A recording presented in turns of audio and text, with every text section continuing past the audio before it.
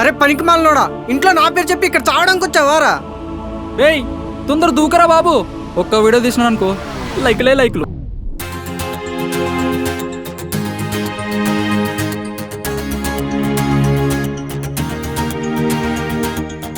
నువ్వు ఒప్పుకుంటే నీ లవర్ని అవుతా, లేకపోతే నువ్వు ఒప్పుకునేదాకా వన్ సైడ్ లవర్ని అవుతా.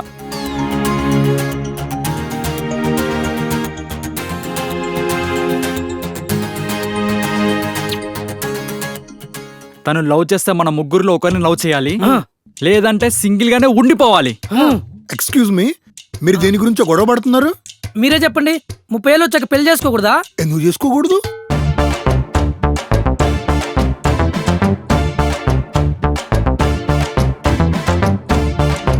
అందరూ వినండి, తన పేరు స్వప్న. ఇంకొన్ని రోజుల్లో మేము పెళ్లి చేసుకోబోతున్నాం. నీ జాబ్ లేకపోతే కుక్కలు కూడా నిన్ను దేకవు, తను నిన్ను లవ్ చేస్తుందా? అరే వీడు నిన్ను తిడుతున్నాడా పొగుడుతున్నాడా? ఫస్ట్ లవ్ చేసింది నేను. ఎప్పుడు లవ్ చేసామని కాదు, లవ్ చేసామా లేదా.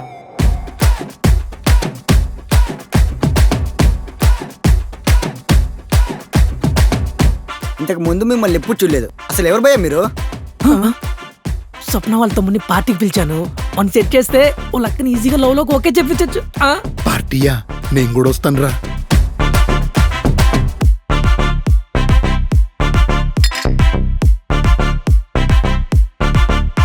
ఫస్ట్ మీరు ఒక జాబ్ లో జాయిన్ అవ్వండి, ఆ తర్వాత వెళ్ళి ప్రపోజ్ చేయండి. మా అక్కకి ఇలా ఖాళీగా బేవర్స్ తిరిగి అబ్బాయిలంటే ఇష్టం ఉండదు. బేవర్సా?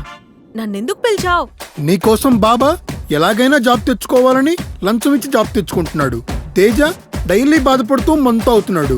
కుమార్ గాడు నీకోసం పిచ్చోడైపోతున్నాడు. మీ పేరేంటి? నా పేరు డీకే బోస్. ఎవడు బోస్ డీకంట?